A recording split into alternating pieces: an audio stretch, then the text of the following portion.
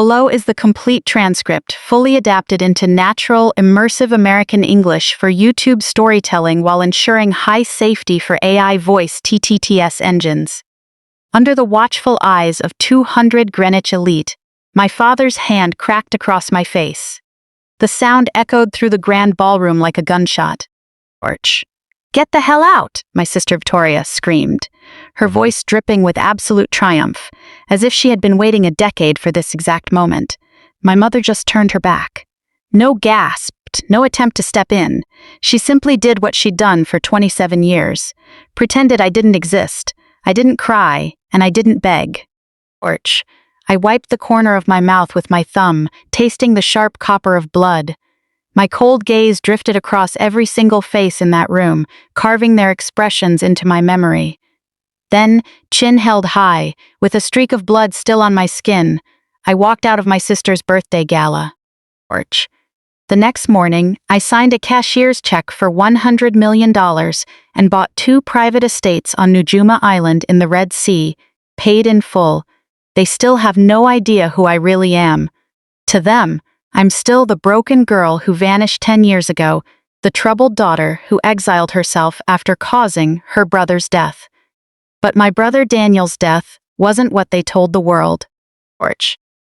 Over those 10 long years, I forged myself into something they couldn't even imagine. A force powerful enough to bring down the empire they built on my brother's grave. They used to call me the ghost, the forgotten one, the girl in the basement. But they forgot one simple thing: ghosts always come back. And when they do, the living should be terrified. My name is Grace Whitmore. Orch. This is the story of how I set my family's lies on fire. In Greenwich, Connecticut, the Whitmore name meant total privilege. 3 generations of real estate dominance, lifetime memberships at country clubs, permanent seats on charity boards, and constant coverage in Vanity Fair. My father, Richard Whitmore, built his whole life around that name. CEO, philanthropist, pillar of the community. Orch. He was the kind of man who shook hands with governors and senators in our marble living room. Meanwhile, his youngest daughter was kept downstairs in a converted storage room, listening to footfalls overhead while he pretended she didn't exist. Our 12-acre estate was a picture-perfect vision of the American dream. Orch. Classic colonial architecture, a circular drive, and French gardens featured in home design magazines. From the outside, it looked like the ultimate symbol of New England prestige. But I learned early on that the prettier the house, the uglier the secrets inside. My mother, Catherine, was a master at keeping up appearances. Orch. Head of the board for charitable foundations, the absolute center of the local garden club. She could smile through any scandal, making a few phone calls to smooth everything over. At her dinner parties, the clinking of crystal glasses and laughter filled every room. Rooms I was almost never allowed to enter. Orch. In public, she was warm and elegant, but at home, when her eyes landed on me, it was like looking through glass. Not delicate glass that needed care, just old glass nobody noticed anymore. And then there was Victoria, 7 years older, the family favorite. She was paraded around as a trophy at every social event, groomed for every possible success. Orch. Victoria got the master suite upstairs, with dual floor-to-ceiling windows facing east so the morning sun would wake her gently. She had Ivy League tutors, expensive designer gowns, and introductions to all the right people. When she entered a room, my parents looked at her with pride that bordered on worship. When I entered a room, they checked their watches. Orch. After Daniel died, they stopped using my name at the dinner table altogether. I became her, that girl, or just a heavy, uncomfortable silence. It was as if pronouncing my name was too much effort. From the age of 6, I lived in the basement apartment. My parents called it cozy, telling people how lucky I was to have my own private space. Orch. In reality, it was a cleared-out storage closet with one small ground-level window. Through it, all I ever saw was pairs of shoes walking up the driveway, never faces. On winter nights, the ceiling pipes rattled like something trapped inside. In the summer, rusty condensation dripped onto the concrete floor. No matter the season, the walls held a damp cold that never truly left. Porch. Every night, I listened to my family living their lives right above my head. Victoria's music, my parents' dinner parties, and all the laughter that never included me. "You're a strong kid, Grace." That was the only answer I ever got whenever I asked for anything. Porch. When I asked to swap rooms with Victoria, my father lowered his Wall Street Journal and said coldly, "Your sister's room requires stairs. Do you want her falling? You're stronger." When I brought home a straight-A report card, my mother just gave a distant nod. "Of course." Porch. "That's expected." When I took first place in the statewide science fair, she didn't even show up because Victoria had a hair appointment. In their dictionary, strong meant easy to ignore. Strong meant no comfort required. Strong gave them a clean conscience when they shoved me into the basement and pretended it was my choice. Porch. By the time I was 12, I knew how to fade into the background in broad daylight. I could sit through an entire dinner without a single person speaking to me. I was already a ghost in my own house, except to one person. Daniel. My brother was 11 years older. While I was learning to write, he was attending an Ivy League school. Porch. Yet every weekend he drove home, not for our parents, not for Victoria, but simply to check on me. He was the only person who ever knocked on my basement door. The only one who said my name like it meant something. Daniel brought me heavy books from the university library, novels, scientific journals, and poetry collections smelling of old dust and possibility. Porch. He taught me chess on that cold concrete floor, sitting cross-legged across from me as if we had all the time in the world. He called me Little Architect because I built things out of blocks, cardboard, and whatever scraps I found downstairs. When my parents sent me to bed without dinner for minor missteps, Daniel would magically appear with warm food wrapped in foil, always my favorites. Porch. When Victoria mocked me for smelling like a damp cellar, I fought back tears. Afterward, Daniel would look me in the eye and say, "Grace, you're smarter than all of them combined. Someday they'll see it. I'll make sure of it." I clung to those words like air. Daniel was supposed to inherit everything. Porch. He was groomed as the future of the Whitmore Empire, the golden child, cherished even more than Victoria. But Daniel was different. He had a conscience. He asked the questions they preferred to ignore, and he protected me in ways that made our parents deeply uncomfortable. I once overheard him arguing with my father in the study. "She's your daughter, too." Daniel's voice rang with anger. Porch. "Why is she living like a stranger in this house?" My father's reply was icy. "Victoria has needs. Grace is fine. She's strong. Don't create problems where there aren't any, Daniel. Don't create problems." As if my presence, my need for affection, was an inconvenience. But the problems were real, and Daniel was the only one paying attention. The night before he died, he called me. Porch. I was 16, he was 27. It was late, and he had just walked out early from a business dinner. His voice sounded rushed, tense, almost frightened. "Grace," he said, "I found something about Dad, about the company accounts. It's bad." He made me promise to wait for him. He was driving home and needed to show me something, warning me not to tell anyone. He never made it back. Porch. At 2 a.m, a scream from my mother echoed through the house. State troopers called to report that Daniel's car had spun out on a slick, rain-soaked road and hit a tree. He died instantly. Within days, the family narrative set in like stone. If Grace hadn't called him, he wouldn't have left early. Grace distracted him on the phone. Grace was the reason he crashed. Porch. My mother looked at me and said the words that haunted me for a decade. "Grace, it should have been you in that car, not him." I tried to tell them about the call, about the fear in his voice, about what he said he found. Nobody listened. They were too busy mourning their perfect son while placing all the blame on their invisible daughter. At the funeral, I saw what everyone else missed. Porch. Standing by the casket when she thought no one was looking, Victoria let out a slight smile. Not grief, not shock, pure relief. I never forgot that smile. 3 months later, my grandmother Eleanor came down to my basement.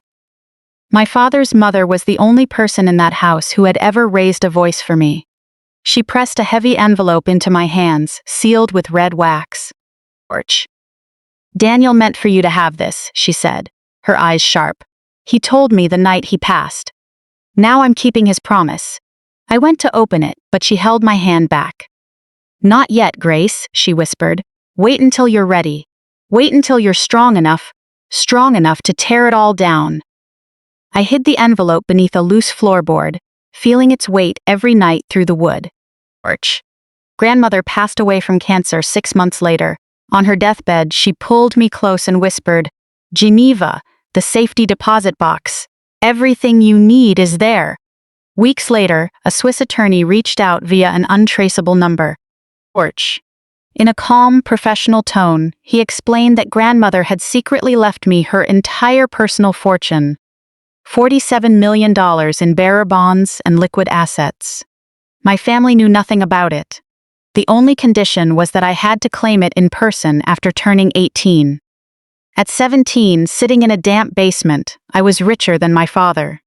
George. Over the next few months, I learned to wear a mask. I played the role of the guilt-ridden daughter, the broken girl, the outcast everyone blamed and ignored. Meanwhile, I watched and recorded everything. That was when Nolan Brooks entered our lives. The son of my father's primary business partner, he had that polished prep school charm. 6 months after Daniel passed, he started dating Victoria. George. The family welcomed him like a blessing, the perfect union of 2 real estate fortunes. Nolan gave me bad vibes from day one.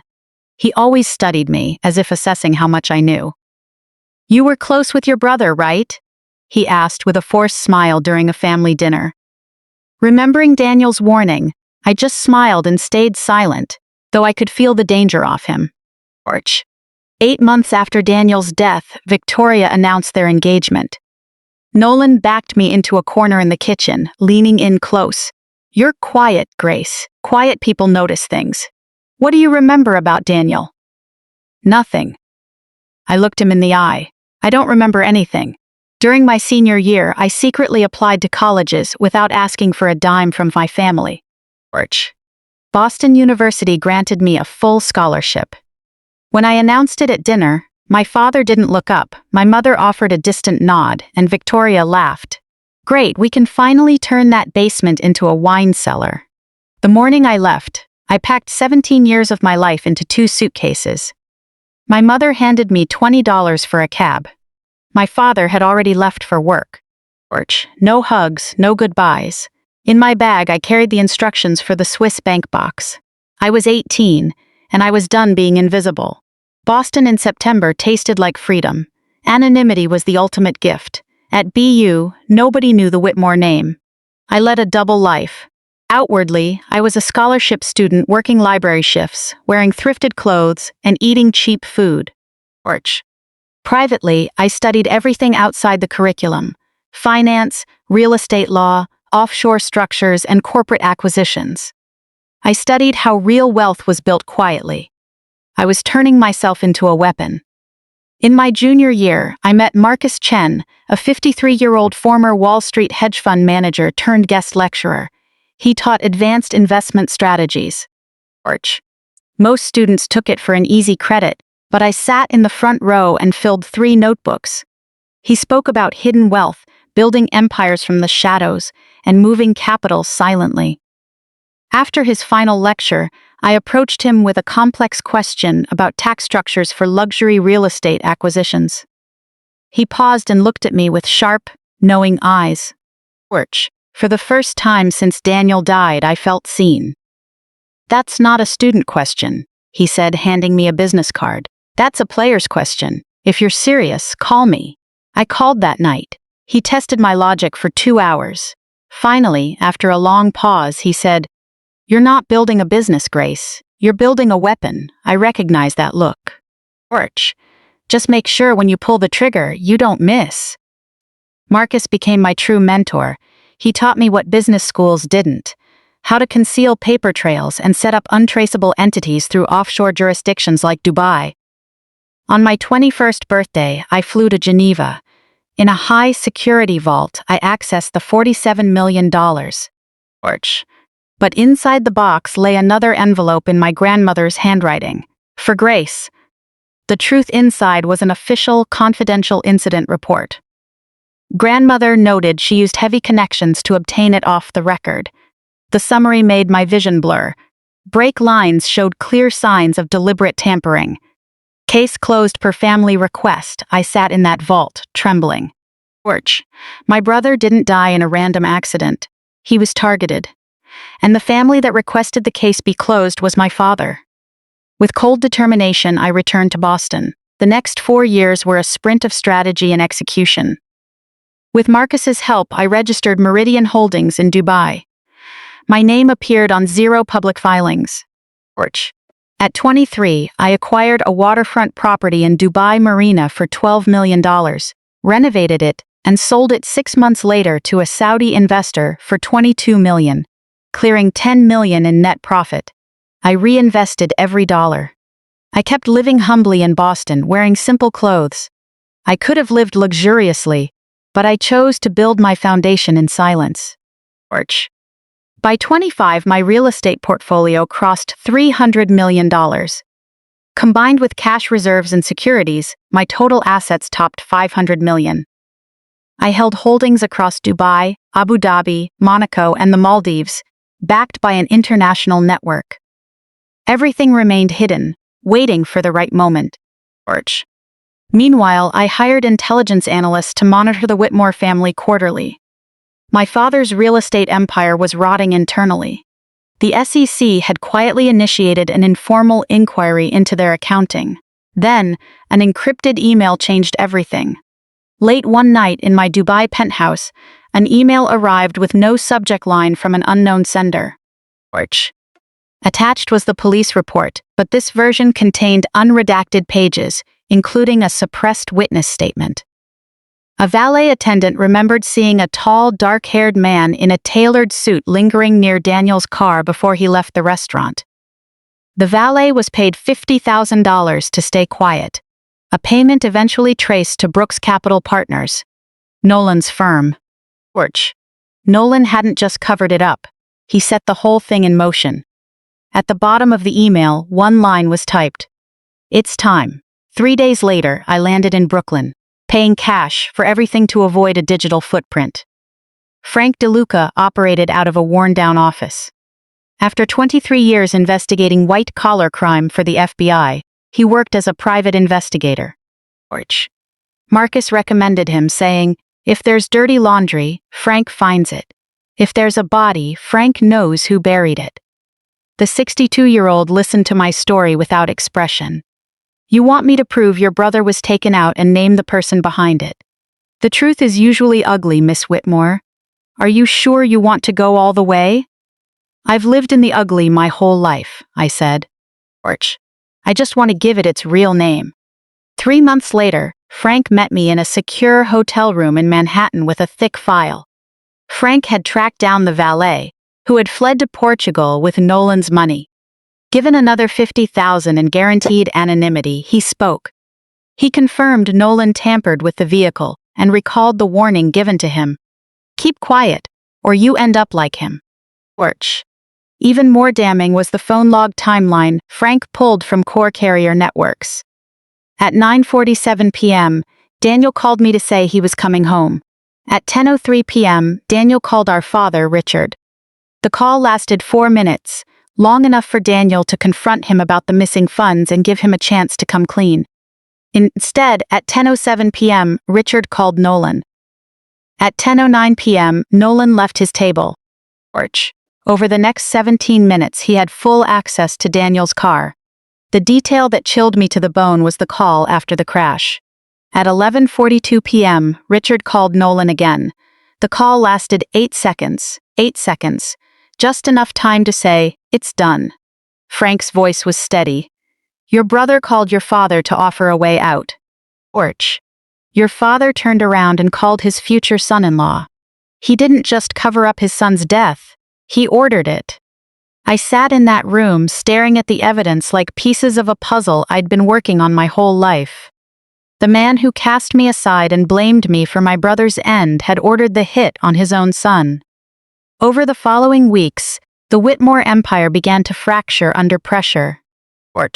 The SEC opened a formal investigation into their firm. Richard looked exhausted, while Nolan moved in to consolidate control, attempting to sell the business to foreign investors and push Richard out completely. Richard had sacrificed his heir to save his company, only to have his accomplice take it from him. Poet justice. Then Marcus reached out with a warning. Nolan's forensic accountants were digging into Meridian Holdings. Someone was searching for the actual owner, and the trail was warming up. I retained Tessa Morgan, a 38-year-old former federal prosecutor turned private defender for high-net-worth clients facing major crises. She met me in London to build a bulletproof legal defense. "You're sitting on a powder keg, Grace," Tessa said, sliding surveillance photos across the table showing me in Dubai and Geneva. "Nolan's investigators took these. He doesn't know your name yet, but he knows you exist. Time is running out." Just then, an embossed invitation arrived in my mail. Victoria's 35th birthday gala. Greenwich Estate, Connecticut. Black tie. Inside was a handwritten note from Victoria. "Grace, it's been too long. Mom asks about you. Let's bring the family together and put the past behind us." I read it 3 times.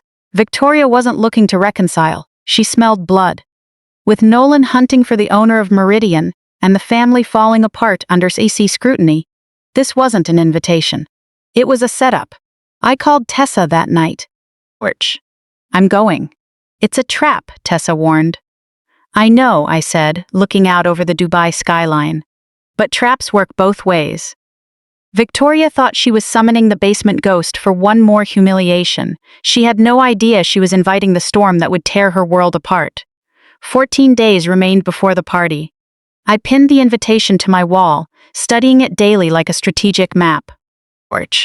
The elegant cursive, the casual cruelness between the lines. My sister thought she was calling back a ghost to step on once more. She had no clue what was coming. I spent those 2 weeks preparing for war. Not a physical fight, but a calculated strike using the truth as ammunition. Frank's entire file was encrypted across 3 offshore servers. Phone records, witness statements, bank trails, and the police report detailing the tampered brake lines. Every piece of evidence needed to expose my brother's killers was locked in place. Tessa worked around the clock preparing legal filings, cease and desist notices, evidence packets organized to federal standards, and emergency asset injunctions ready for court submission. We ran every scenario, every countermove, and every attempt they might make to silence me before I spoke. I wasn't showing up to make a scene. I was going to set the fuse and watch the entire structure burn. Marcus had asked me what my end goal was. I told him, I want them to know that I know. I want to see the realization in their eyes. And while they're processing the fact that the forgotten ghost from the basement was running circles around them the whole time, I'm going to turn around and walk away. Tessa nodded slowly. "That's not revenge, Grace. That's art." 10 days before the event, I flew to Milan for a single appointment at Valentino's private atelier. I ordered a custom black silk embroidered evening gown that cost more than an average annual salary. It was armor designed to command the room without saying a word. I knew exactly what I was doing. Years ago, Victoria posted a photo of a gown from that exact designer on social media, something she desperately wanted but couldn't afford, captioning it, "Someday." I saved that screenshot for this exact moment. Her someday had arrived, except someone else was wearing it. The fitting took 3 hours.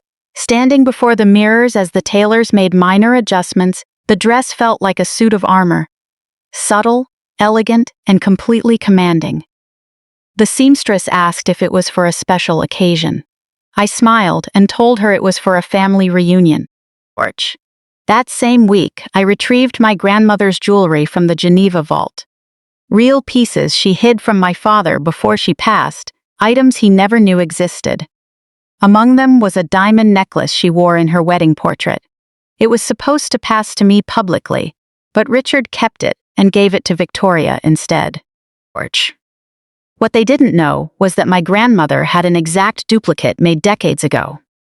Victoria had been wearing the replica to every event for years. Tonight, I would wear the genuine original. I wanted her to wonder why the diamonds on my neck caught the light differently than hers.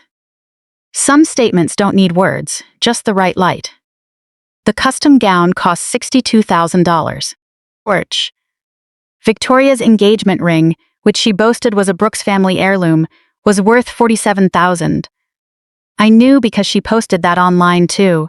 I tracked every detail, ready to show my sister that the girl from the basement had grown far beyond her shadow.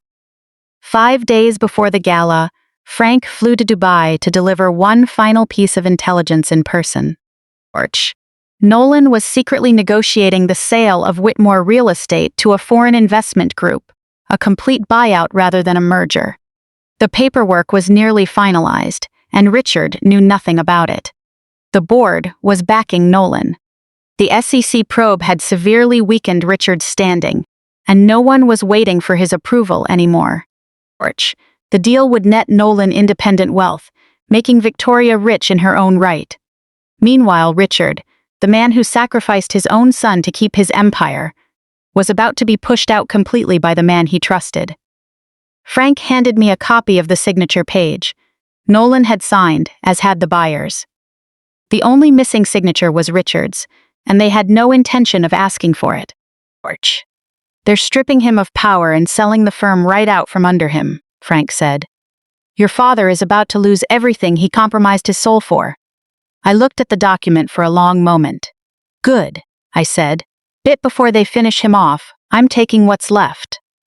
5 days out, Tessa called over an encrypted line, her voice tight. We have a situation. The Whitmore legal team reached out to my firm. They're inquiring about the ownership structure and investors behind Meridian Holdings. Nolan's forensic accountants had finally connected the dots. They hadn't found my name yet, but they were close. The inquiry referenced an American woman in her 20s, reviewing Dubai property registries and Swiss banking connections. Pulling one more thread would expose my identity completely. If they find you before the party, you lose the element of surprise, Tessa said. Then make sure they don't find me for the next 5 days, I replied. Tessa deployed every legal shield we had prepared, issuing cease and desist letters with serious legal teeth, threatening privacy violation lawsuits if anyone pushed further. Marcus used his vast network to throw up smoke screens, leaving dozens of dead-end leads for their investigators to follow. As for me, I went completely off the grid. No public appearances, no digital footprint, no traceable communications. 5 days of absolute silence, the calm before the storm. I had been invisible for 18 years. 5 days was nothing. Tessa forwarded me the inquiry letter written by Nolan's lawyers. At the bottom was a handwritten note. Client suspect's target may be connected to the Whitmore family. Urgent priority, family connection. Nolan was suspicious, but he wasn't certain yet. The only question was whether he would piece together the whole truth before or after. I walked through those front doors. 3 days before the gala, my phone rang. The caller ID showed a Greenwich, Connecticut area code. It was my mother's number. I almost didn't answer. A strange, inexplicable instinct made me hesitate, but I pressed accept anyway. Catherine's voice sounded frail, exhausted and frayed at the edges. Grace, please don't hang up. I need to talk to you. She spoke quickly, nervously looking around, as if terrified of being overheard. I know you're coming to the party, Victoria told me. I want to warn you, things aren't what they seem. She scrambled her thoughts incoherently, talking about how Richard had changed, how Victoria had changed, and how Nolan scared her. I made so many mistakes, Grace. To you, to Daniel, to everything. It was the first time in 10 years she had spoken my brother's name out loud to me. What mistake did you make with Daniel? My voice was steady as a rock, even though my heart was hammering against my ribs. A long silence followed on the line, filled only by her heavy breathing. I can't say it over the phone, she whispered. But I know things. Orch. Things I should have said years ago. Then tell me to my face, I cut in. Find me alone in the garden at the party. Tell me everything you claim to know. The line went dead. I sat there holding the phone for 10 minutes. My mother had never reached out to me like that, had never sounded so terrified, and had never willingly mentioned Daniel. Orch. Either she was helping them set a trap for me, or she was finally ready to turn against the people she had protected for a decade. Either way, it meant one thing. The cracks were no longer just in their armor, their walls were coming down. 2 days before the gala, I packed my bags. The custom Valentino gown hung in its garment bag like a weapon, waiting to be unsheathed. Orch. Every evidence file was securely locked inside my carry-on bag. Eleanor's genuine diamond necklace rested in its velvet box, held close to my chest. I was as ready as anyone could be to walk back into the house that had tried to erase her. At midnight, my encrypted phone buzzed with a message from an unknown number. I know what you're planning. I can help. Orch. Meet me in the greenhouse at midnight during the gala. Come alone. I have what Daniel wanted you to have. The text ended with a single letter, D. My blood ran cold. D? Daniel? Daniel had been gone for 10 years. Someone was using his initial, someone who knew him, someone claiming to have his final belongings. Orch. Was it a trap, or an ally reaching out from beyond the grave to help me finish what he started? There was only one way to find out. I replied with 3 words. I'll be there. I deleted the message and zipped my bag shut. Whatever was waiting for me in that greenhouse, I was ready to face it. Orch. No matter how many secrets remained after 10 years of silence, I was going to drag every single one of them into the light.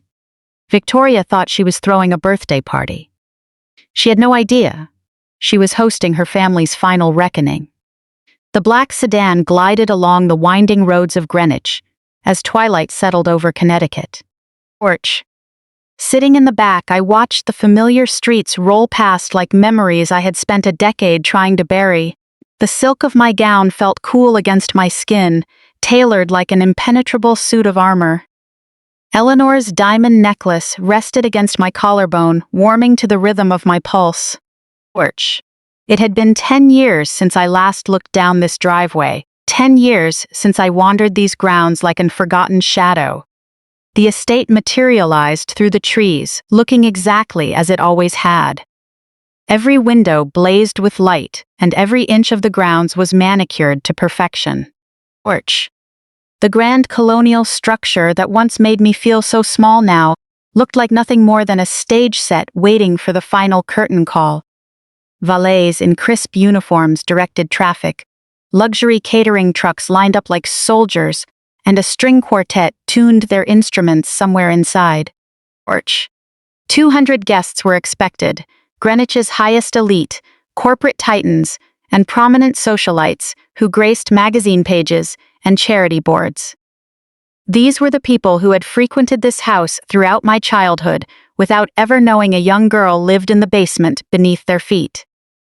The car stopped at the main entrance. Orch. I took a deep breath, released it slowly, opened the door, and stepped into the cool night air. A crowd of photographers waited near the entrance, hired by Victoria to cover her 35th birthday. My sister needed an audience for everything. As I approached the doors, camera flashes lit up the night, followed by a flurry of rapid shutter clicks. I didn't hide or smile. Orch. I simply walked toward the entrance with an aura that suggested I owned the ground I walked on.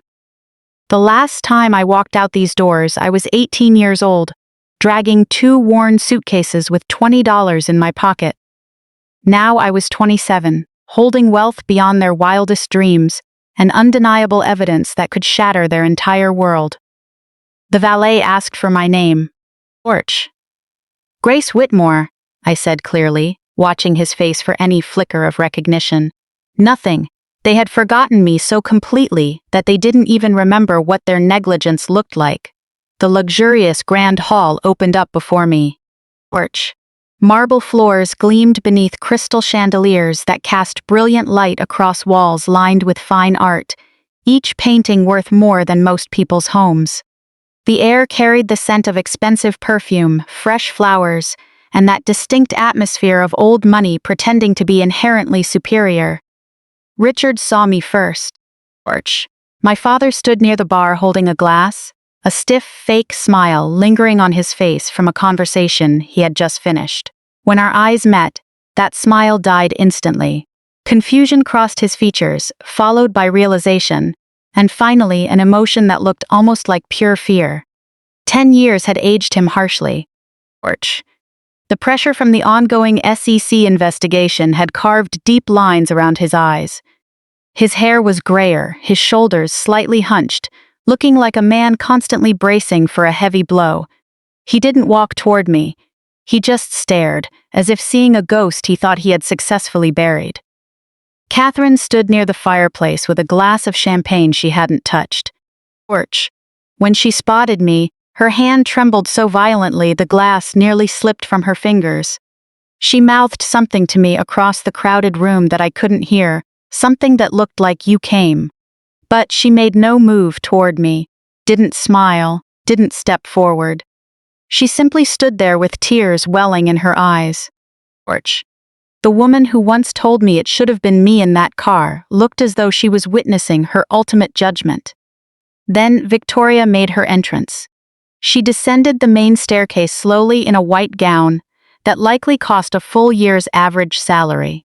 She walked like a queen, soaking in the admiration from every corner of the hall like oxygen. Then her eyes found mine. Porch. She froze for a fraction of a second, just long enough for me to capture the sheer shock in her eyes. Then her flawless mask slid back into place. She beamed a brilliant smile, opened her arms wide, and projected her voice so everyone could hear. "Grace, you actually came. Everyone, my long-lost little sister has finally decided to join us." Porch. She placed deliberate emphasis on little sister, attempting to diminish me while offering a public embrace. The hug was cold, artificial, and strictly for show. But when she pulled back, her eyes told a completely different story, filled with calculation, scrutiny, and a growing fear of something she couldn't control. As she stepped back, the diamond necklace around her neck caught the light. Porch. I recognized it immediately. Eleanor's necklace. The piece that should have been mine, which Victoria wore to flaunt her perceived superiority. She had no idea she was wearing a high-grade replica, while the genuine original rested against my own skin. "Lovely necklace, Victoria," I said casually, as if making offhand small talk. Her hand flew defensively to her throat. Porch. "It was grandmother's," she said, her tone instantly guarded. "I know," I smiled softly. "I know exactly what it's worth." A flicker of panic crossed her eyes, the sudden realization that control was slipping away, that the shadow from the basement had returned wearing armor she couldn't penetrate. Before she could respond, Nolan appeared at her side. Victoria's husband. Porch. The man who orchestrated Daniel's tragic end. The man who had once smiled while threatening my brother's life and making sure he never made it home. He looked just as I remembered, polished, calculated, and sharp. He always evaluated people in terms of leverage and profit. Porch. When he looked at me, his eyes showed no surprise, only intense interest, like a predator cornering what he thought was easy prey. "Grace," he said my name slowly, as if testing the weight of it. What a fascinating surprise. As he leaned in to kiss my cheek, his hand slid down to the small of my back. Far too close, far too familiar, and completely deliberate. "You look, Porch, very expensive tonight. Did you finally manage to find yourself a wealthy partner?" I took a sharp step back, breaking his touch. "Something like that," I said coldly. For the next 2 hours, the gala swirled around me. I moved through conversations like water flowing through stone, giving ambiguous answers and observing everyone who observed me. Whispers followed me everywhere I walked. "Porch. Is that the other daughter? Didn't she vanish years ago? I heard she lives overseas now." A woman I didn't know approached the bar holding champagne, leaning in with a slightly tipsy air. "You must be the mysterious sister Victoria always mentions. She said you were always difficult." I took a small sip of water. Is that so? How interesting. What else did she say? Orch. The woman leaned closer, dropping her voice. She said you were consumed by guilt over your brother's accident. How tragic. Survivor's guilt is such a terrible weight. I placed my glass down carefully. It is tragic, but the weight I carry has nothing to do with guilt over being alive. Her smile faltered. She didn't understand what I meant, but she would soon. Everyone would. Orch. Just before midnight, Nolan cornered me on the terrace, far from the crowd and the watchful eyes of the guests, where thick stone walls blocked out the sound of the music. Let's take a walk, he said. You and I should catch up. It wasn't a request. I followed him into the gardens, knowing full well what was coming. Orch. You've done well for yourself, Grace, he said in a slow voice once we were out of earshot. Dubai, right? Real estate? The question was no accident. He had been digging. You've been investigating me, I said. I investigate anyone who might impact my interests. He took a step closer, an old intimidating habit. And guess what I found? His eyes gleamed in the moonlight. Orch. I found out you've been asking questions about Daniel. Questions about things that were supposed to stay buried. He grabbed my elbow. Not hard enough to leave a mark, but tight enough to deliver a clear threat. Some graves are better left closed, Grace. For everyone's sake. Including your own. I looked him straight in the eye without flinching. Thank you for the advice. Orch, let me offer you some in return. I stared back at him coldly. Be careful with the graves you try to keep closed, because some of them open from the inside. I pulled my arm back sharply and walked back toward the house. I could feel his gaze burning into my back like a coiled snake. Orch. He was hunting, calculating, and beginning to realize that the person he dismissed 10 years ago had become something far more dangerous. At 11:47 p.m., I slipped away from the party, cutting through the gardens and past the rose beds until I reached the greenhouse at the edge of the estate. The person using my late brother's initial was waiting for me inside. Orch. When I pushed the greenhouse door open, the hinges gave a soft creak. The scent of rich soil and lush greenery hit me, with rows of rare orchids lining the glass walls. Moonlight poured through the glass roof above. A man stood with his back to me, silver-haired, upright, and familiar. At the sound of my footsteps, he turned around. Marcus Chen. Orch. Hello, Grace? His voice was soft in the dim light. I'm glad you came. A wave of complete clarity washed over me. You sent the encrypted email, the unredacted police report? I did. Why? How did you have that? Marcus took a step closer. His face carried the weight of old grief, old regret, and something that looked like immense relief. Because Daniel was my friend. Orch. Long before you met me, he was my business partner. The night he died, he called me and left me with a single charge. Marcus's eyes glistened. If anything happens to me, find Grace. Give her everything. Help her grow strong enough to finish what I couldn't. He reached into his jacket pocket and pulled out a small drive. This was recorded the night Daniel died. His insurance policy.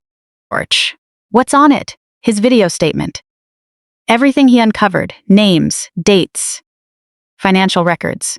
Marcus pressed the drive firmly into my hand. And one more thing. An audio recording of Nolan discussing the entire plan, with your father agreeing to it. Daniel had placed a recording device in his study, and Nolan had no idea. It's all in there, Grace. Marcus's voice trembled slightly. Orch. Their own words admitting to what they did. Enough evidence to hold both of them accountable. I stared down at the small device in my palm. 10 years of waiting. 10 years of building myself into a force. Now, the ultimate tool to dismantle everything they took from me was sitting in my hand. If you had this the whole time, why wait until now to give it to me? Orch. Because you weren't ready before. You needed to be strong enough to survive the aftermath. Daniel knew that, and he made me promise to wait until you were truly prepared. I closed my hand tightly around the drive, my nails digging into my palm. I'm ready now. Marcus nodded slowly. Yes, I believe you are. At 12:23 a.m., I walked back into the ballroom. Orch. The drive was safely tucked into my clutch alongside my defensive spray. Daniel's voice was inside that small drive. The party had reached its peak. Champagne flowed and the music was loud. 200 guests were celebrating a woman who deserved none of it. Victoria stood on the small stage near the band, holding a microphone with her glass raised high. Everyone, George, please, may I have your attention? The room fell silent as 200 faces turned toward the host. I want to thank you all for coming tonight. This is a very special evening. Her gaze swept across the crowd until it locked onto me standing near the bar. The expression on her face shifted slightly, the polite facade dropping to reveal pure malice. George. She offered the same sharp, cruel smile I had seen my entire life. I want to make a special mention of someone who wasn't originally expected to be here tonight. Dead silence fell over the ballroom. Every eye followed her gaze, focusing squarely on me standing alone under the lights. The shadow from the past had finally stepped into the spotlight. My little sister, Grace. George. We haven't seen her in 10 years. 10 years ago, she abandoned this family and never looked back. A murmur rippled through the crowd. Victoria raised her glass higher. I think it's time everyone learned the truth about my sister, what she did, and why she ran away back then. I stood completely still, feeling their staring eyes, judgment, curiosity, and sympathy. George. History was being rewritten on the spot, and Victoria thought she held the pen. 10 years ago, my sister left this home right after our brother Daniel tragically passed away, Victoria said, her tone carefully paced and dramatic. What most of you don't know is why she left. Grace blamed herself for Daniel's accident. George. That night, her phone call distracted him, putting him on the road when he shouldn't have been driving. Victoria touched a cocktail napkin to the corner of her eye, a polished performance. The guilt broke her. She couldn't face us, and she couldn't face what she had done. Some guests nodded sympathetically while others whispered. George. I remained silent, letting her words wash over me like waves against a rock. I had heard this narrative for a decade, and it had lost its power to hurt me. It only hardened my resolve. Victoria continued with an arrogance that assumed absolute victory.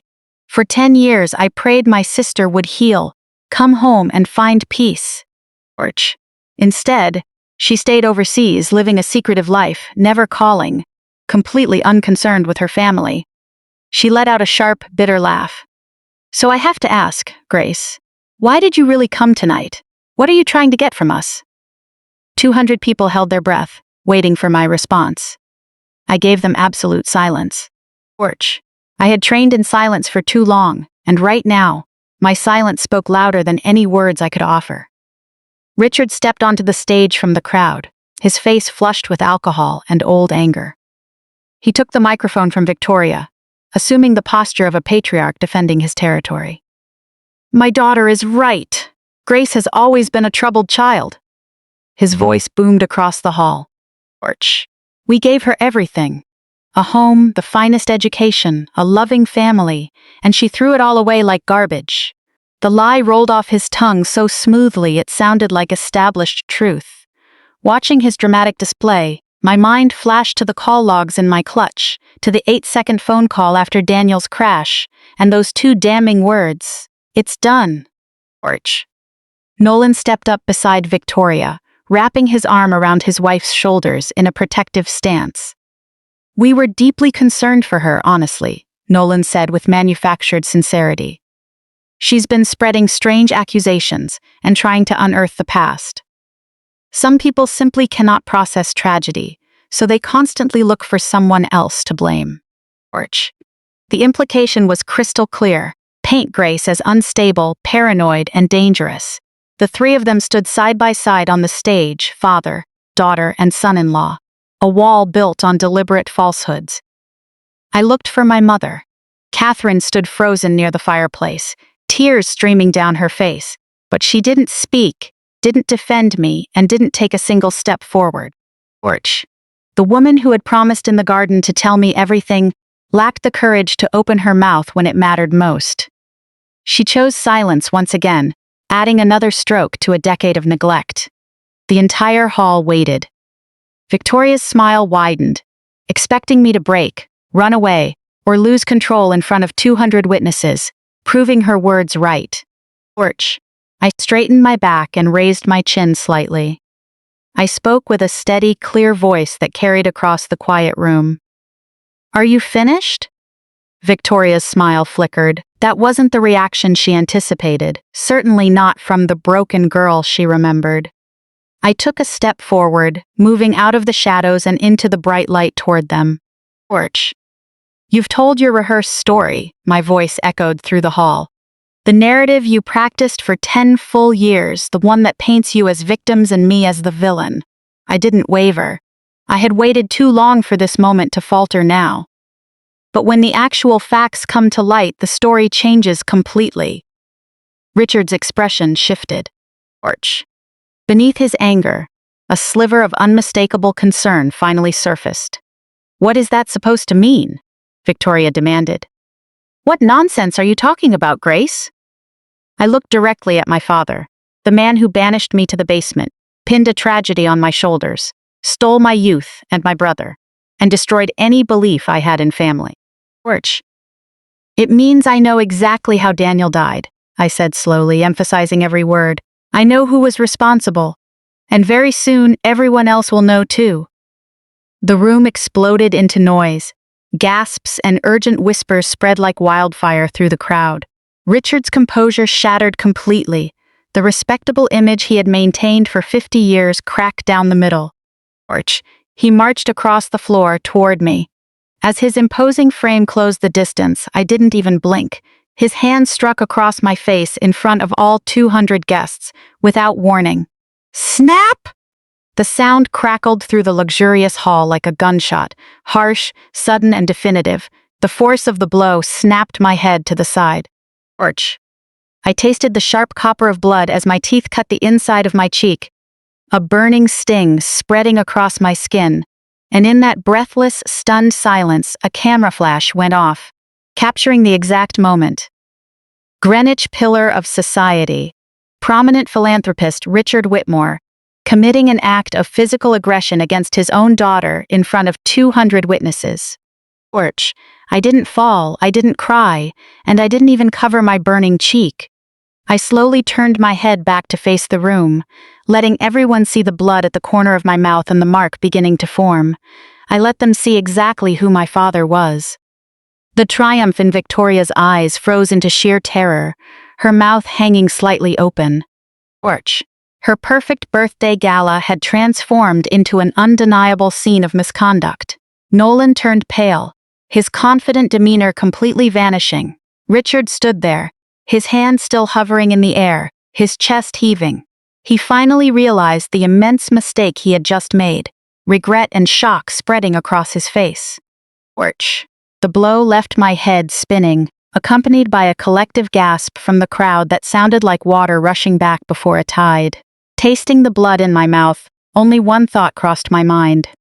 Perfect. The photographer caught it. Richard Whitmore had handed me a weapon far more immediate than any file on that drive, his own anger, his own lack of control exposed. Torch. For the first time in my life, my father gave me exactly what I needed. I wiped the corner of my mouth with my thumb and looked at the stain on my skin. Everyone in that room, guests, family, catering staff, held their breath to see how the targeted daughter would react. I came here tonight to give you a chance, I said, my voice remaining level, without a single tear in my eyes. Torch. I wanted to see if anything had changed after all these years. My gaze moved slowly from Richard to Victoria, then to Nolan, taking them in, letting their actions register. Nothing has changed.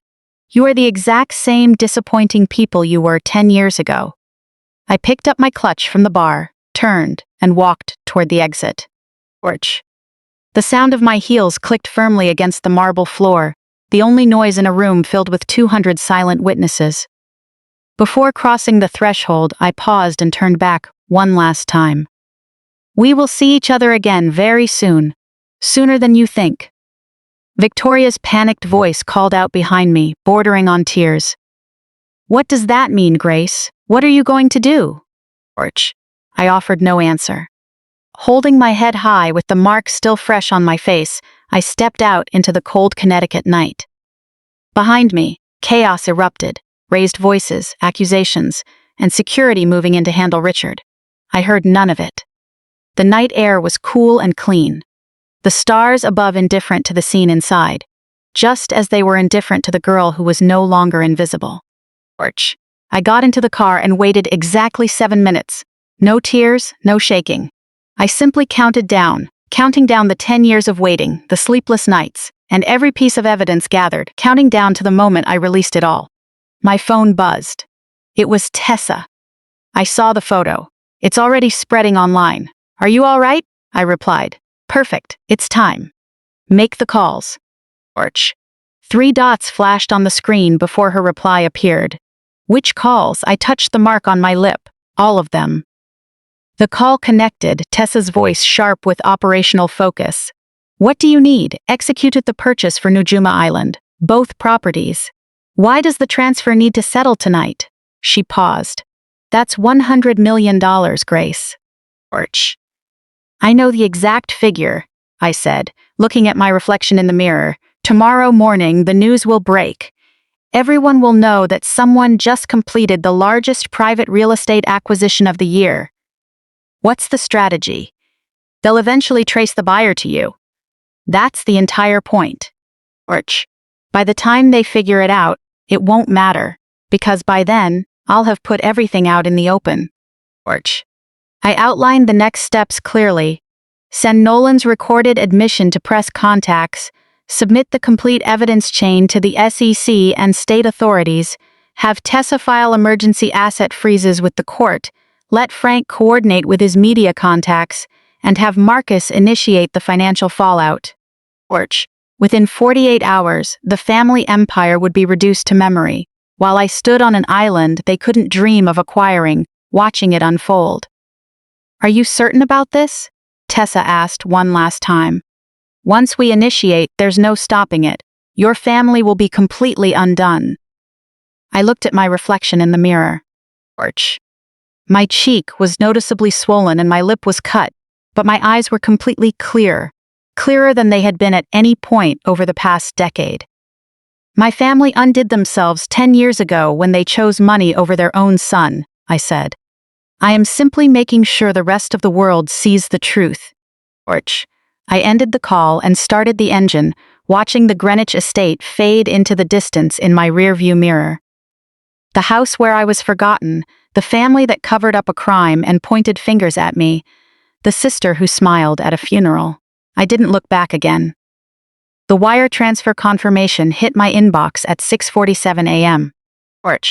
I stood by the floor-to-ceiling windows of a Manhattan hotel suite, watching the city wake up as the morning sun turned the skyline to gold. My phone screen displayed the confirmation I had waited 10 years to see. Funds transferred, ownership finalized, $100 million. 2 private estates on Nujuma Island in the Red Sea, paid in full. I read the confirmation 3 times, not out of disbelief, but to lock the reality into my mind. 27 years old, standing in a Manhattan penthouse. My cheek still bore the clear mark left by my father, the cut on my lip beginning to heal. But inside, I felt only a profound crystalline clarity. The girl from the basement had acquired the island. The forgotten daughter had become the one holding all the cards. I spent 10 years preparing for this moment. When it finally arrived, there was no loud celebration, only a quiet certainty. I knew exactly what needed to be done next. Today, the world would learn what happened. Today, my family would see who I really was. I looked at my reflection in the glass, the Manhattan skyline overlapping with my features. The mark on my face was a sharp shade of purple and blue, a distinct impression. I didn't apply makeup to hide it. I had no intention of covering it up.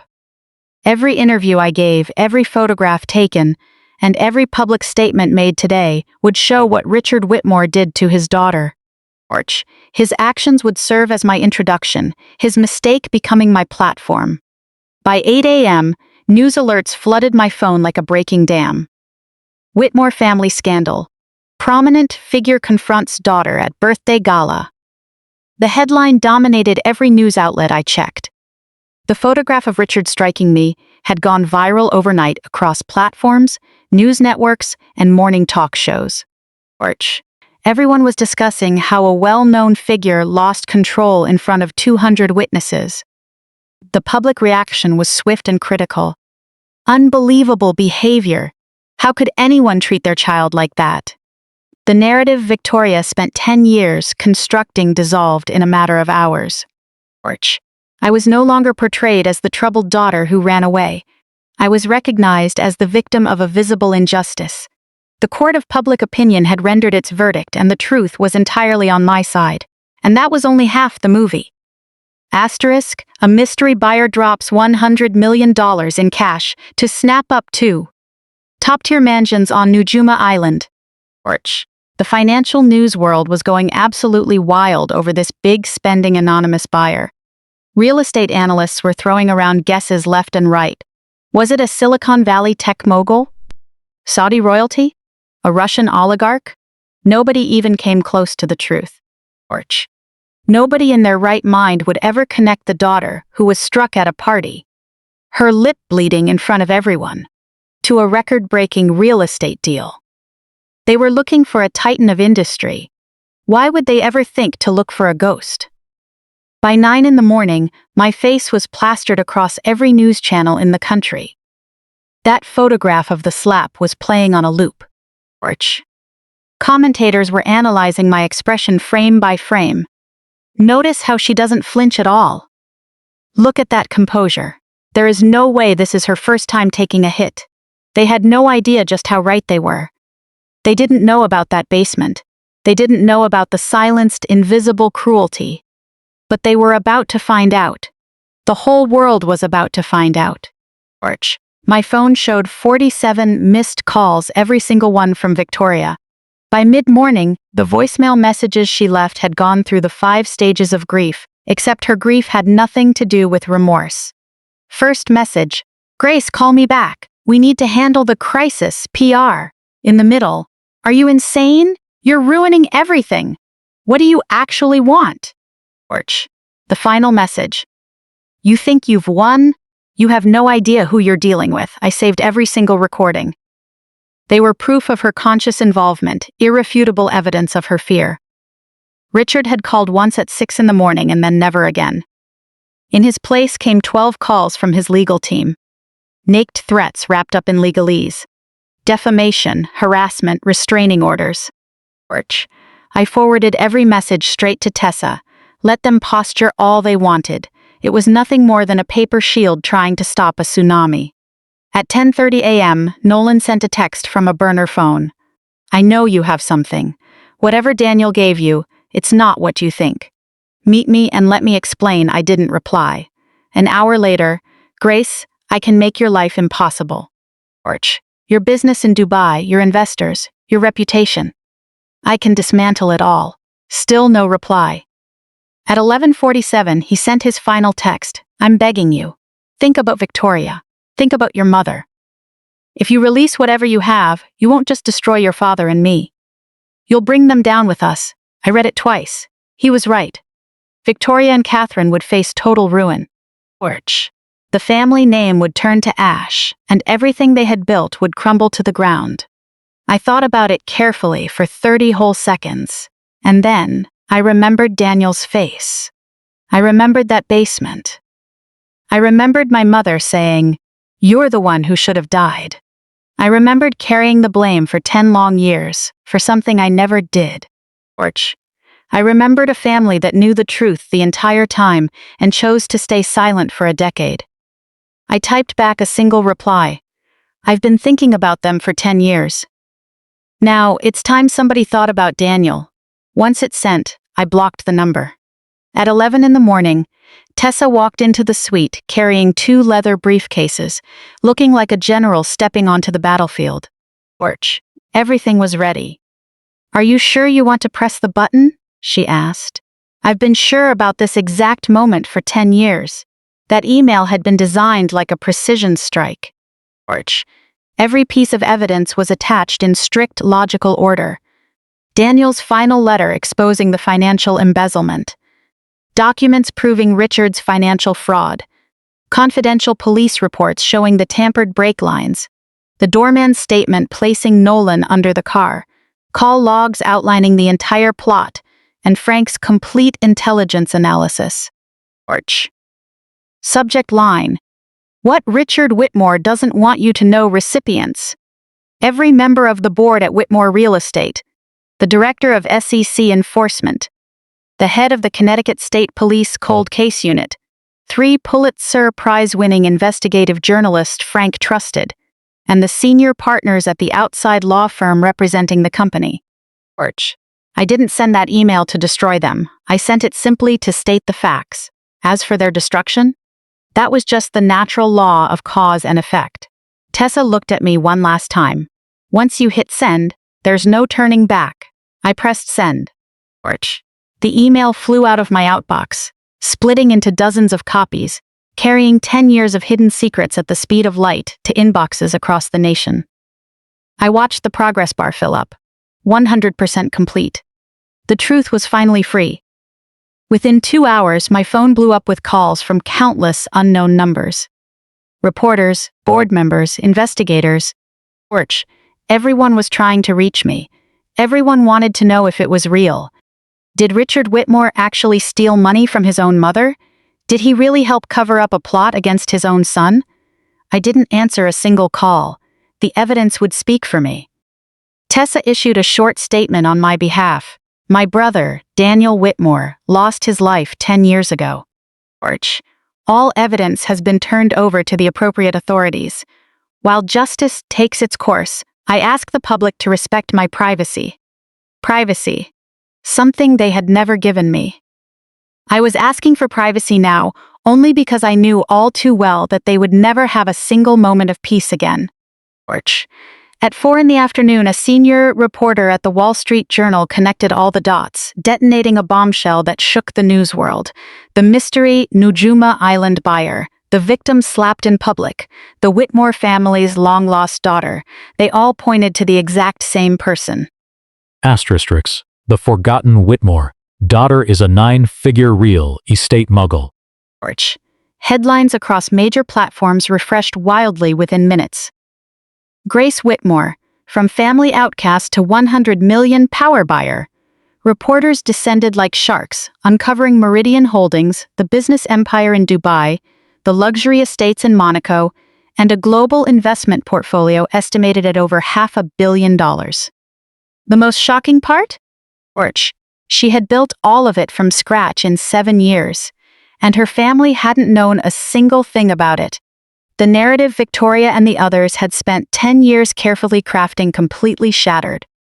All that talk about a troubled girl, a guilty runaway, a family disgrace. It was all garbage. The girl from the basement they had looked down on was now 10 times richer than her father. Arch.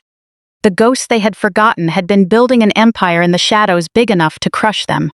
Social media blew up. Public sentiment shifted overnight from a simple story of family drama into a massive account of survival and justice. Articles discussing family toxicity, gaslighting, and invisible wealth popped up everywhere. Arch.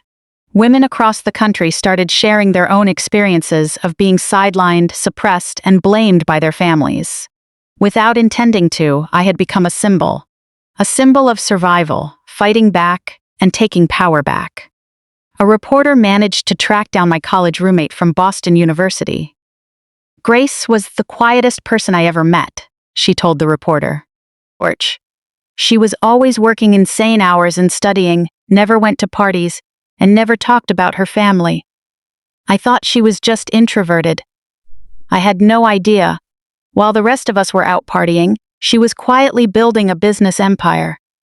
I looked at that quote and smiled. It's always the quiet ones, the invisible ones. We are the ones you should have been careful with all along. Arch. By 9 that evening, I was sitting alone in my hotel suite. The evidence was moving through the legal system. My identity was completely out in the open, and the public narrative had flipped entirely. There was only one last thing left. Daniel's video. His voice. His truth. Arch. I uploaded the video file to an encrypted private link sent it to every top reporter covering the story, and posted it on a newly created social media account. The caption was just one sentence, recorded by my brother the night before he lost his life. It's time the world heard what he had to say.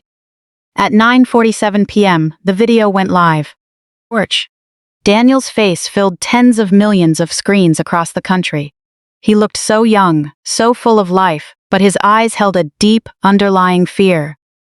If you're watching this video, it means something terrible has happened to me. There are things you need to know.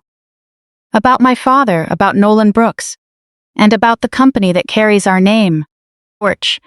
I watched the view count soar at a terrifying speed.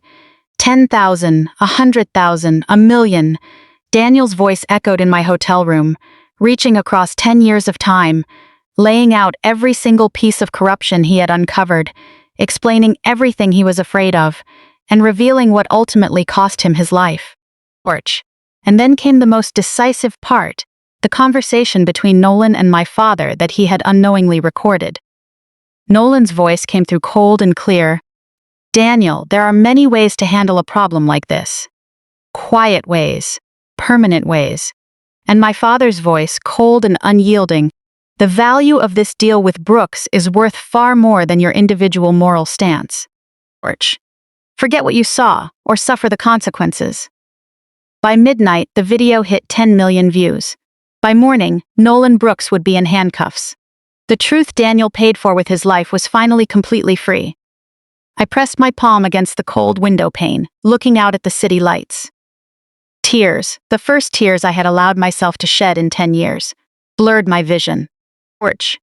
Everyone knows now, I whispered into the quiet room. They all know. By sunrise, the video had crossed 40 million views. I hadn't slept a wink, my eyes glued to the numbers climbing higher and higher on the screen. Daniel's face flashed across screens nationwide as his voice repeatedly exposed the dark secrets that had cost him his life. By 3 a.m, every news network was broadcasting clips of the video. Commentators debated, legal experts analyzed, but no one could dispute the audio itself. That secret recording had completely shattered the internet. Especially that final confrontation. Nolan, are you threatening me, Daniel? I'm telling you to stay out of my family's business. Nolan, let me give you a choice. Drop what you found. Or, you'll never walk away at all. Those words hung in the air like heavy smoke from a fire that had been burning for a decade. But what truly destroyed my family's foundation was the voice that followed. Richard Whitmore, the pillar of Greenwich high society, the patriarch who preached morality. Nolan is right, Daniel. This is much bigger than your little conscience. The value of this deal is worth far more than your personal lines. My personal lines? I'm your son. Daniel's voice cracked with disbelief. Richard's reply was like ice, then act like one. Forget what you saw or face the consequences yourself. The recording cut off. 12 hours later, Daniel was gone. I had already listened to Marcus play it in the greenhouse, but hearing it broadcast on national television felt entirely different. Hearing my father openly threaten my brother, knowing that by the next morning Daniel was gone, it brought a chill that no amount of mental preparation could guard against. 40 million people heard those words. 40 million people now knew exactly what kind of man Richard Whitmore really was. At 7 the next morning, my phone rang. Tessa's voice was tight with intense energy. Turn on the news right now. Look at CNN. I switched over to CNN's live feed. The camera was focused on Greenwich, outside Victoria and Nolan's mansion. The driveway was packed with police cruisers, lights flashing red and blue. Armed officers lined the entrance. And then came the moment that would define everything that followed. Nolan Brooks was led out in gleaming steel handcuffs by 2 officers. He was dressed in yesterday's casual clothes, unshaven, looking completely drained. 2 days ago, he was the smooth predator who had backed me into a corner on the terrace. Now he looked like a man who had finally run out of places to hide. Camera flashes went off wildly as reporters swarmed the scene. The live broadcast captured every second. A glaring list of charges scrolled across the bottom of the screen. First-degree murder, conspiracy to commit murder, obstruction of justice, witness tampering, along with multiple counts of severe financial fraud. Bail denied due to extreme flight risk and substantial foreign assets. I watched as an officer guided his head into the back of the police car. That arrogant, controlling smile from his engagement party was completely gone, replaced by the desperate face of someone realizing that some secrets can't be buried, no matter how much money you throw at them. As Nolan was taken away, the camera panned to Victoria standing near the front door. She was frozen like an ice sculpture, both hands pressed over her mouth, watching the father of her child get arrested for the destruction of her own brother. I wondered what she was feeling in that moment. Was it the anger of betrayal? The shock of her world collapsing? Or something darker? Like finally realizing she had spent the last decade sleeping next to a killer every single night, wearing his ring, taking his name, and building a high society life on top of the foundation left behind by her own brother. The camera zoomed in on her pale face. I took a screenshot and saved it. Not out of malice, but for the record. I was never going to give this family another chance to rewrite history. By noon, the SEC officially announced a formal investigation into Whitmore real estate. All related accounts and assets were frozen pending review. The board called an emergency meeting. Richard's lead attorney delivered a weak, hollow statement on TV, claiming they would cooperate fully with authorities and maintain his innocence. Nobody bought it. The recording was too clear. The chain of evidence was airtight. At 4 p.m, Richard Whitmore resigned as CEO. It wasn't voluntary. The board had stripped him of his power in an overwhelming vote. The company he had compromised his own son to protect was now frantically scrubbing his name off the building. The news covered the disastrous press conference live. Richard looked like he had aged 10 years in 2 days. Haggard, hollow, completely broken. As he tried to slip out a side exit, a reporter shoved a microphone right toward his face. "Mr. Whitmore." "Were you involved in the plot against your son?" Richard's face twisted with rage, shame, and absolute fear. He shoved the microphone away. "I loved my son," he shouted, but his voice cracked right on the word loved. For 10 years, he had spoken about Daniel in the past tense. Now, the whole world heard it. They heard how easily he had turned his own son into the past. I was sitting in a cafe 3 blocks away watching the live stream on my phone. When the reporter followed up with, "Are you prepared to spend the rest of your life behind bars?" a sudden unexpected emotion washed over me. Sorrow. Not sorrow for the desperate man on screen, but sorrow for the person who could have been a father. Sorrow for the man who, if he hadn't been so consumed by greed, might actually have loved me. I turned off the stream and finished my coffee. Some farewells happen while people are still breathing, and I had just witnessed my father's. On the 3rd day after everything erupted, Victoria found me. For security reasons, I had been switching hotels every 12 hours, but somehow she still managed to track down my location. At 10 a.m, there was a knock at my door. Security called up from the lobby to let me know a woman claiming to be. My sister was downstairs crying uncontrollably. I hesitated for a few seconds before telling security to send her up. The door opened. I barely recognized the woman standing there. No designer gown, no flawless makeup. Her hair was greasy and unkempt, her eyes swollen like walnuts from days of crying. Her expensive clothes were wrinkled and stained. The once untouchable golden girl looked like someone crawling out of the rubble, having lost everything she thought she was fighting to protect. She stood in the doorway, unable to even meet my eyes. The woman who had screamed at me to get out at her own birthday party was now standing there completely defeated. I didn't know. Her voice cracked into pieces the moment she spoke. "I really didn't know, Grace. Please believe me. I had no idea what he did." Her legs gave out, and she sank onto the sofa, sobbing uncontrollably. Confessions poured out of her like a broken dam, disjointed and messy. She had listened to that recording hundreds of times. She had heard Nolan threatening her brother, and she had heard her father allowing it. I married him. I had children with him. While Daniel was gone, I was wearing a ring bought by the person responsible. I sat across from her, watching without a word. Porch. No comfort, no accusation. I just let her empty out 10 years of toxicity that had been building up inside her. She hadn't even realized she was carrying it. When her sobbing finally slowed down, I spoke. You really didn't know about the murder, I said coldly. But you knew about everything else. She looked up, startled and confused. You knew they pinned the blame on me. Porch. You knew I was innocent. I locked eyes with her. And at Daniel's memorial you smiled. Victoria, I saw it with my own eyes. When he was gone, you felt relieved. Her face completely fell. I was jealous of him, she whispered in a barely audible breath. He had everything I didn't. He was smart, kind, honest.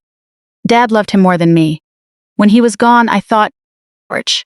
She couldn't bring herself to finish. I finished it for her. You thought you could finally be the most important person in the family. She nodded frantically, tears streaming down her face. I never wanted him gone. I just didn't want to be second place anymore. And then he was gone, and I got everything I wanted. But every single day for 10 years, I've hated myself. Every single day.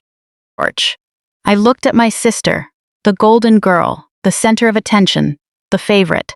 It turned out that for 10 years she had been drowning in the same abyss of guilt and self-loathing that I had. We were both trapped in this toxic family. They had just put us in cages made of different materials. I leaned forward, looking right at her. I'm not going to pretend the last 10 years didn't happen. Porch. You let them drag my name through the dirt, you benefited from Daniel's absence, and you treated me like trash. Victoria lowered her head, accepting every single accusation. But you aren't the one who did it. And you didn't make the call to cover it up. I paused. Now, you have a choice to make, Victoria. What choice? Testify. Go to the police and tell the prosecutors everything you know. Porch. Every strange conversation with Nolan you can remember. Every suspicious detail you tried to ignore. Every time Dad tried to cover things up. Her eyes widened in fear. The media will tear me apart. The prosecutors will. Everyone will. Yes, they will, I said relentlessly. But for the first time in your life, you'll be telling the absolute truth. Porch. Victoria went silent for a long time. So long that I thought she was going to back down again. Then she slowly raised her head, her voice trembling but carrying a resolve I had never seen in her before. When I got married, I wore grandmother's necklace, and the man who took my brother's life put it around my neck with his own hands. She stood up and wiped her tears away. I'll testify. Porch, I'll tell them everything. I owe that much to Daniel. I nodded. It's a start. She walked to the door, paused, and looked back at me. Do you think you could ever forgive me one day, Grace? I considered the question carefully. Forgiveness isn't earned in a single conversation, I said calmly. It's rebuilt slowly, over 100, 1,000 right choices. She gave a slow nod. Then, Porch, I'll start making the right choices from now on. She left. I sat alone in the quiet room, thinking about cages, sisters, and the countless ways a family can tear itself apart. Victoria had gotten everything, yet her heart was completely hollow. I had been left with nothing, yet I built a massive empire. Neither of us had ever been truly free. Maybe now we finally could be. Porch. Late that afternoon, a courier delivered a thick envelope. It was a letter from my mother, Catherine.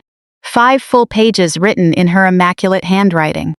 My hands began to shake the moment I read the first line. My dearest Grace, T. I have been a coward for 10 years.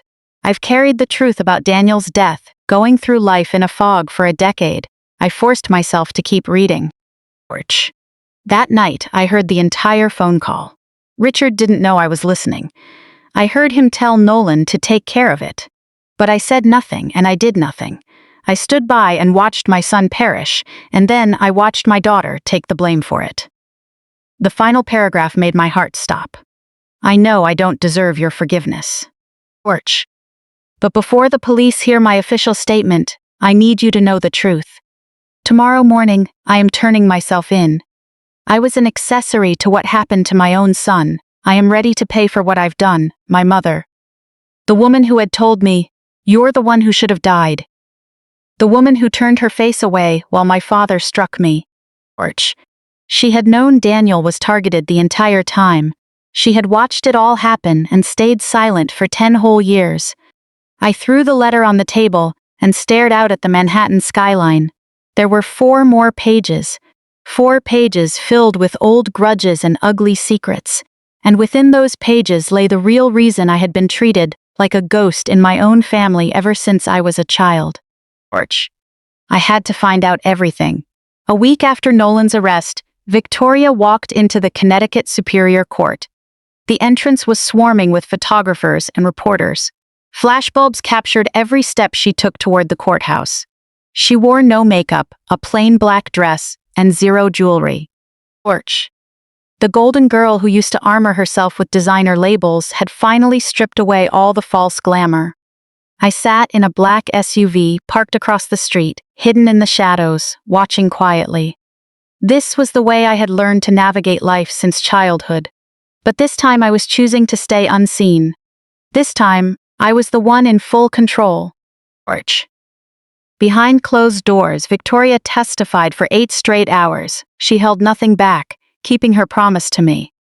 She detailed conversations that made her skin crawl in hindsight, whispers she had convinced herself were just business, and moments she had chosen to ignore just to preserve a picture-perfect life. She didn't try to clear her own name.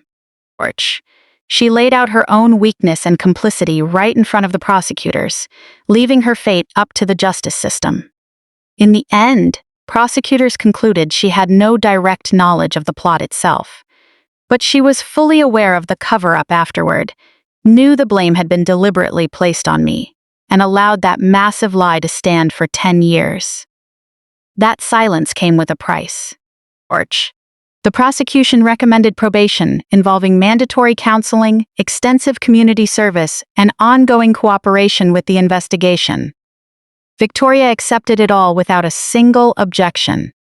At sunset, she walked out of the courthouse. A reporter shoved a microphone near her face, yelling, "Do you have anything to say to your sister?" Victoria stopped. I thought she was going to break down and cry again, but she didn't.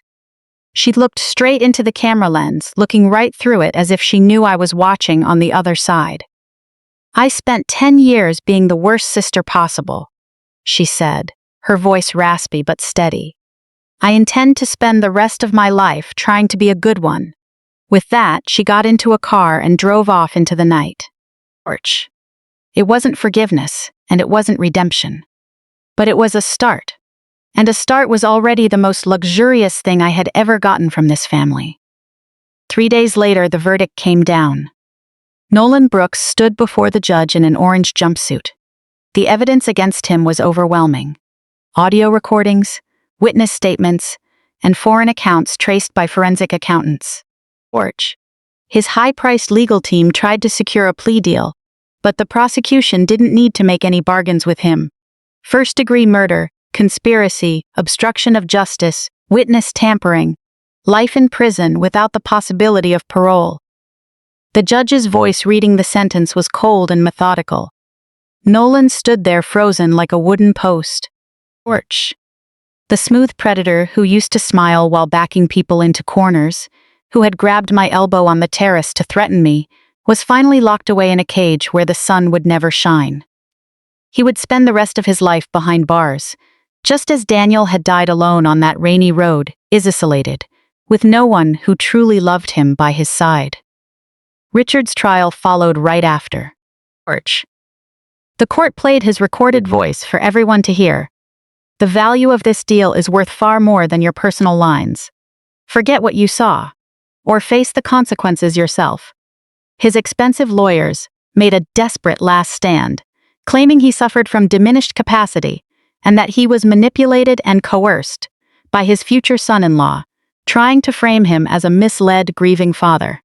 The jury didn't buy a single word, and neither did the judge. The sentence, 25 years to life. The patriarch who had built an empire on silence, lies, and betrayal was going to spend his remaining years in a cell a few paces wide. He had sacrificed his own son to save his company, and now the company was liquidated. The estate was seized, and the name Whitmore, which once stood for power and privilege, was now a bitter symbol of betrayal. I didn't show up to the courtroom for the sentencing. I stayed in that cafe 3 blocks away, watching the live feed on my phone. When the judge brought down the gavel, I felt that unexpected sorrow once again. I had attended my father's second funeral, the one where I buried the foolish hope in my heart that he might one day see me and love me. 2 days later, another letter arrived from Catherine. It was short, just a single page. Grace, I know I have no right to ask for anything. But before I go to the station to give my statement, I need to see you face to face. There are things you need to know, things I should have told you 27 years ago. Please.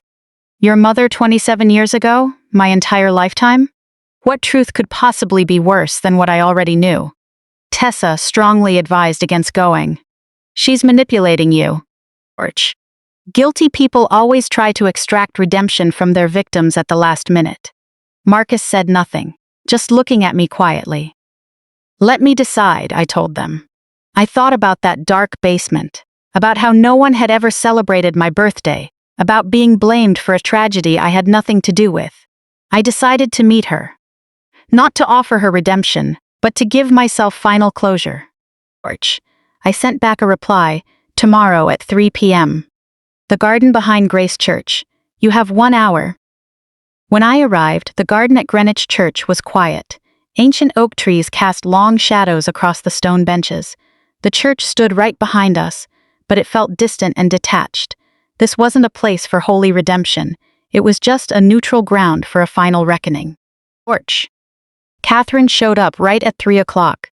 Even now, she maintained that pathetic habit of being punctual. She looked far smaller than I remembered, as if crushed under the weight of immense guilt and grief. She sat across from me, her hands trembling uncontrollably in her lap. Thank you for coming, she began, her voice dry. I'm not here to accept your thanks, I said coldly. I'm here for the truth, all of it. A long silence followed. Her heavy breathing echoed through the shadows of the trees. There are things I never told anyone. Not Richard, not Victoria, not even Daniel. Then say it now. She took a deep breath, as if those words drained whatever life she had left. When I was pregnant with you, Richard and I almost got a divorce. The words drifted through the air like smoke. We had been fighting for months. He was having an affair. I thought we were completely over, and then I found out I was pregnant. And I didn't know if you were his. I felt the ground giving way beneath my feet. 27 years of questions, countless late nights of self-doubt, suddenly reassembled into an ugly, horrific reality. I was never sure, she wept, her voice breaking. I kept telling myself it didn't matter. But Richard knew I had been with someone else during that time. From the very day you were born, the way he looked at you was filled with suspicion. He could never be sure if you were really his daughter, so he spent your entire life punishing you for it. I sat there frozen like a statue, my mind racing to process it all. 27 years of coldness, 27 years of neglect, being treated like a ghost in my own home, being locked in a basement, being pushed forward to take the fall for a crime. All of it, simply because my father suspected I wasn't his blood? Because my mother was too much of a coward to face her own mistakes? And what about you? My voice was terrifyingly steady, even as my world fell apart. When you looked at me, what did you see? Catherine covered her face, sobbing loudly. I saw my shame, my mistake. Every time I looked at you, I was reminded of the worst thing I ever did. So I was punished my whole life for a mistake I didn't even make.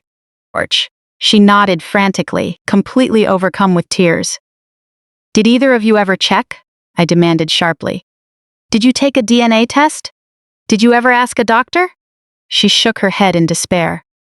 Richard refused. He said he didn't want to know. If the test showed you weren't his, He'd have to deal with the public embarrassment. Orch. As long as he never tested, he could justify keeping you at a distance, using you as an outlet, punishing you for existing without ever having to explain why. I stared right at the woman who had brought me into the world. You let your uncertainty become the prison that held me. You let his suspicion define my entire life. She reached out a trembling hand to touch me. Orch. I pulled back instantly, recoiling from her. I know, she whispered desperately. I know what I did. For 27 years, I've hated myself every single day. Good. The word was bone-chillingly cold, but absolute truth. You should. I stood up, walked to the edge of the garden, and looked at the oak trees Daniel and I used to climb as children. Orch. I had always thought there was a reason for my miserable place in that family. I thought I wasn't good enough, wasn't obedient enough. I spent a lifetime trying to win a form of love that was never there to begin with. It wasn't because I wasn't worthy.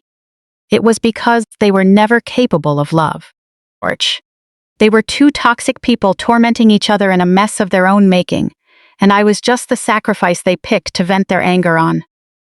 I turned back around to face Catherine. You chose 10 years of silence. After Daniel was gone, you knew the exact truth, yet you let them put the entire blame on me. She nodded through her tears. You chose 27 years of cowardice. Orch. You made me feel like I was less than nothing my whole life, simply because you couldn't face the scandal of your own past. I know, I'm so sorry for our Grace, please. I raised a hand, cutting her off instantly. I'm not finished. She went silent right away, looking at me in fear. I don't forgive you. I might never forgive you for as long as I live. Orch. Her face completely fell, as if she had aged 10 years in a single second. However, I refuse to let your toxic choices define the rest of my life.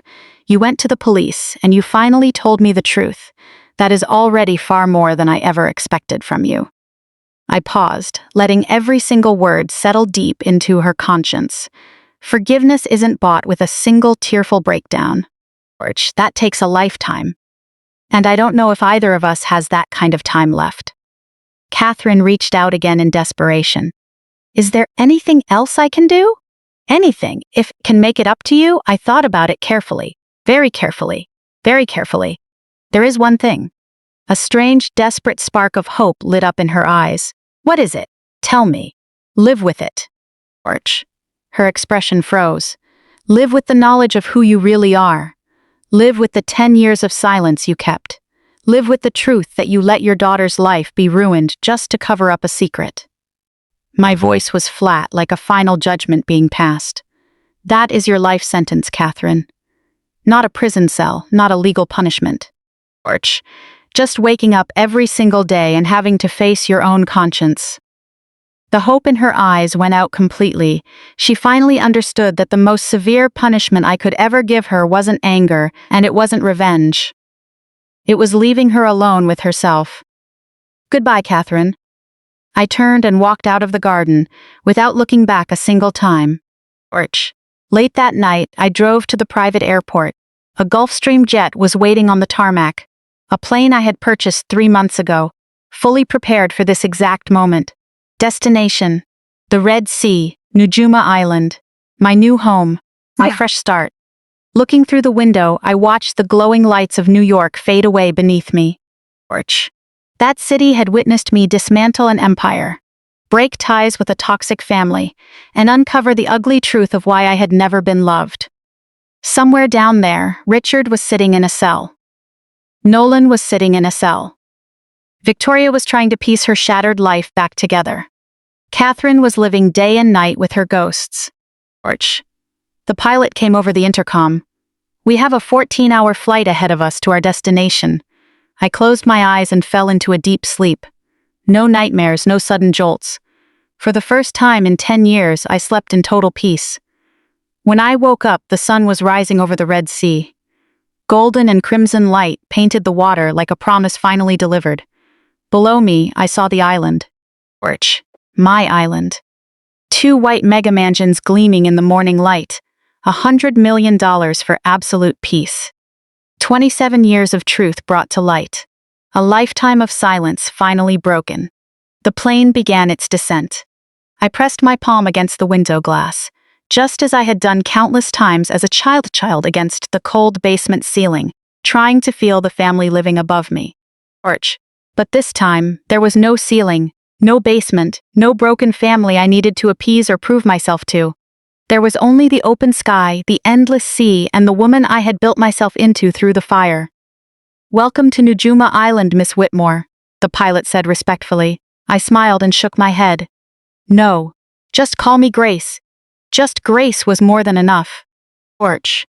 The sun rising over the Red Sea felt like a promise finally kept. For the first time in years, I woke up naturally in the morning without an alarm. No strategy to execute, no evidence to collect, no need to exhaust myself preparing for the next move. There was only the sound of waves hitting the open floor-to-ceiling windows and a salty sea breeze drifting over the white linen sheets. Orch. I had been on this island for 6 months now. In 6 months I had finally learned how to breathe normally, without constantly calculating how many seconds were left before the next fight. Like every morning, I walked barefoot along the private beach. The fine sand was cool underfoot, and the gentle waves lapped at my ankles. The horizon stretched out infinitely in every direction. Orch. No high walls, no ceilings, no basement weighing down on my dreams. Only the sky, the ocean, and the woman I had finally become. I used to wake up every day figuring out what else I needed just to survive. Now I woke up every day counting everything I was grateful for. And that list was far longer than I had ever imagined. Orch. 2 massive mansions stood behind me. $100 million of absolute proof that the forgotten daughter from back then was now completely out of reach. But standing here, watching the sunrise, I finally understood a truth that had taken me 28 years to learn. Money was never the goal. Revenge was never the destination. They were simply 2 doors I had to walk through. By passing through them, I was able to arrive here, at this exact moment, to find this peace, and to find a version of myself that no one could ever walk over again. I spent 18 years in a dark basement longing for the sun. Now, the entire sunrise belonged to me. Some mornings, I still reflexively reached for my phone to check if my world was falling apart. An old habit from years of staying on high alert. But the world hadn't fallen apart. It had simply reassembled itself. My father was behind bars. Nolan was behind bars. My mother was somewhere in Connecticut, living with her own conscience. And I was standing on an island in the Red Sea, where no one had ever heard the name Whitmore. Here, I was just Grace, and Grace was more than enough. The East Mansion served as my office now. It was a room overlooking the ocean, its walls filled with photographs. Daniel's face looked out at me from a frame on the desk, the very same photo I had kept with me in my Boston University dorm room. The brother who was the only one to believe in me when everyone else treated me like nothing. Here, I was building something new, something meaningful that went far beyond old grudges. The Daniel Whitmore Foundation had officially launched 4 months ago. Its mission was clear: to provide total support for young women who had been sidelined, suppressed, or ignored by the very families and systems that should have protected them. Full scholarships for first-generation female college students, seed capital for women entrepreneurs starting out without family backing, and top-tier legal assistance for survivors of mistreatment and financial exploitation. I couldn't bring Daniel back, but I could make sure his legacy carried lasting purpose. In the first quarter alone, we awarded 23 full scholarships, distributed 14 small business grants, and provided legal defense for 47 women. Behind every single number was a story I knew all too well: the ignored, the underestimated, the forgotten girls. Every story proved one simple truth: given a single opportunity, an invisible girl can grow into an unstoppable woman. Sometimes they wrote to me, letters of thanks, personal stories, sharing what the foundation meant to them. One girl wrote, "You made me believe I was someone worth investing in. I kept that letter locked in my desk drawer." On the occasional tough day, I would take it out and read it, letting her words remind me what all of this was really for. George. Marcus came to visit last month to review the Foundation's progress. He went through the data reports, impact assessments, and the letters from those young women. Then he looked at me with something I rarely saw in his eyes: pride. "Daniel would be so proud of you," he said. I shook my head. Daniel would say, "The best part is just getting started." George. Marcus smiled. That deep, quiet smile he reserved only for moments that truly mattered. He definitely would say that, but he'd still be proud of you. That evening, as I stood on the balcony looking up at the night sky over the Red Sea, I thought about my brother. Proud wasn't a word I usually chose for myself, but it was the exact word I needed to hear. George. Tessa had flown in from Chicago 3 days ago. Her suitcase was still open in the guest room. Every morning, we sat on the terrace drinking coffee while reviewing the Foundation's legal documents. In the afternoons, we walked along the beach, talking about anything other than the past. She used to be my attorney. Now, she was my friend. That shift meant more to me than I had expected. George. She looked completely different here, more relaxed, laughing far more often. The sharp armor of a top litigator had been softened by the island breeze and the safety of being far away from the battlefield. "You know," she said to me one evening, "I've represented countless clients in desperate situations and fought major battles for powerful people. George. But in my entire life, I've never seen anyone win as cleanly as you did." "I didn't win," I told her. "I just survived, and then I built something on top of the rubble." She thought about that for a moment. Sometimes those two things are the exact same thing. She once asked me if staying here ever felt lonely. I thought carefully before answering. George. For 18 long years, I was surrounded by so-called family, yet I felt an overwhelming, deep-seated loneliness. Now, when I want to be alone, I'm by myself. When I need company, I'm surrounded by people I trust. That isn't loneliness, Tessa. That's freedom. She nodded slowly, as if letting the words sink in. George. I guess I need to learn that lesson too. The difference between being alone and being lonely. Take your time, I said. It took me 27 years to figure it out. Every month, I wrote a letter to Daniel. It was never mailed anywhere. I simply wrote it down and read it aloud to the ocean breeze. George. It was my way of honoring him, a way to keep his memory alive in my life, even though he had been gone for 11 years. Tonight's letter was different. Tonight marked 11 years since he passed. I sat on the beach at sunset, holding the letter I had written that afternoon. Dear Daniel T., you've been gone for 11 years now. 11 years without hearing your voice. George. 11 years without hearing you warn me, don't trust any of them. You were right about everything. About Dad, about Nolan, about the company, about all of it. I fulfilled what you trusted me to do. I uncovered the truth, and I let the whole world see who they really were, but that isn't why I'm writing tonight. George. I'm writing because I finally understand something you might not have even realized back then. You didn't save me just so I could go out and get revenge. You saved me so I could actually live my life. For 10 years, I thought my only purpose in living was justice, exposing them, and dismantling everything they built. But that was never the true destination, was it? George. The true purpose was to survive, to build my own strength, and to become a woman they could never diminish again. Settling the score was just the price of admission. The fresh life waiting behind that door. That was the real gift you left me. I carefully folded the paper and placed it inside a small wooden box. There were 11 letters inside now, one written for every passing year. George. It was my history, my proof, and an ongoing dialogue between me and my brother across time. The final line of the letter read, I am happy, Daniel, not every single day, and certainly not without scars. But I hold a kind of peace I once thought I never deserved. Wherever you are, I hope you can feel it. I hope you know that everything you did for me back then worked. I am free. I am whole. George. I belong to no one else. I belong to myself. I held the wooden box against my chest before putting it safely away. The sun had sunk below the horizon, and the stars were beginning to show. Somewhere out there, I believed my brother was watching over me. He had been protecting me all along, even now. Especially now. Porch. As night settled over the island, I walked back toward the villa, crossed the main hall, and stopped in front of a small studio to the left of the main staircase.